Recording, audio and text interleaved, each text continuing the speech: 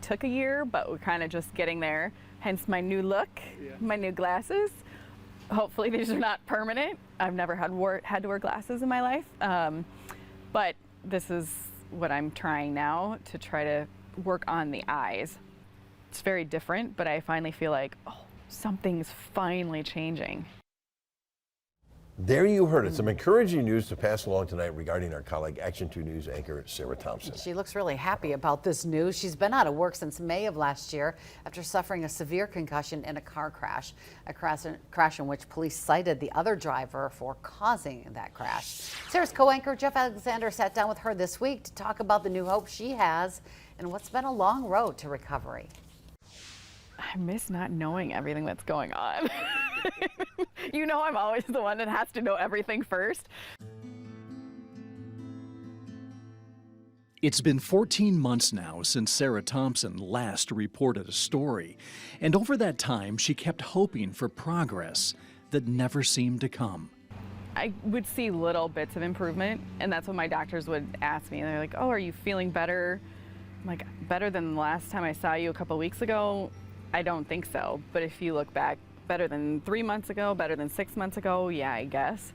But super slow, way slower than I ever expected. I mean, slower than I thought last year when we talked in September.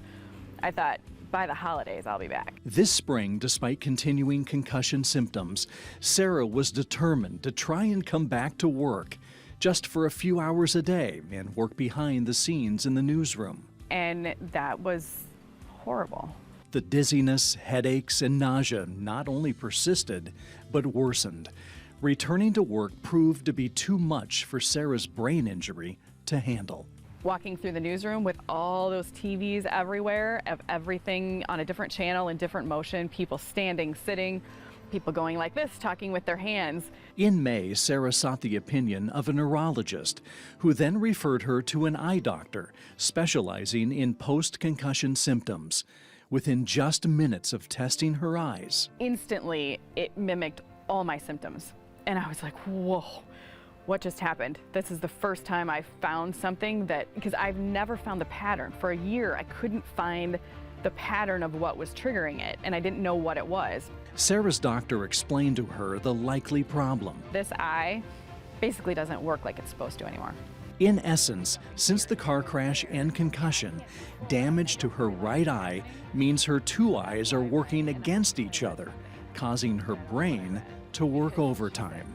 They said my brain is taking every ounce of power it has just to get my eyes to try to focus and try to work, that there's nothing left cognitively and nothing left for finding words. That's why I can't find words all the time, or why I call a tree a donut. On Monday, Sarah started wearing specialized glasses her doctor believes will help in her recovery. They have prisms in them that is supposed to keep this eye going where it's supposed to and not letting it trail off. It's very weird because my kids put my glasses on for a minute and looked through them, and they're like, Mom, it's the same. Nothing looks different. But when I put them on, it's like a whole new world. Sarah cautions, though, the glasses are just part of the fix. She still needs to continue with speech and physical therapy and will soon undergo gyrostim treatment. Still, the initial results from the glasses are very encouraging. I haven't been nearly as dizzy in the last 24 hours as I have been in a year. I mean, so we caught you at a good day. You did catch me in a good day. Let's hope tomorrow's is good. And you only see one of me? I only see one of you. That's enough. Now that her feisty sense of humor is back, Sarah is confident she will be able to reunite with her WBAY family in the coming months. I will be back. I finally feel like I will actually be somewhat normal again at some point and be able to work again and do my job again. I feel like there's maybe the light is at the end of the tunnel. It's way down there, but I think it's coming. And it's not blurry. I can see it. Jeff Alexander, Action 2 News, Green Bay.